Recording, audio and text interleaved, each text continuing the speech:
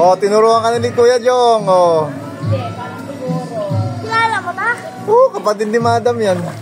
Galawin pa. Bibigyan ko na ng asawa dito sa Kapas. Yanap na natin ng asawa si Jong.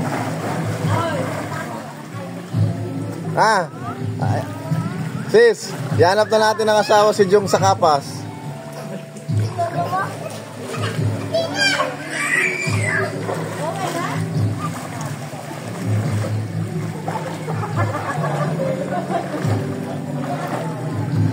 Jong, yung ano mo sa ganin mo sa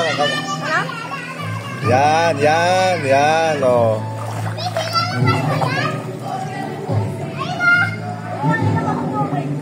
Nakainom ka tubig? Oh, sige, tama na, okay na.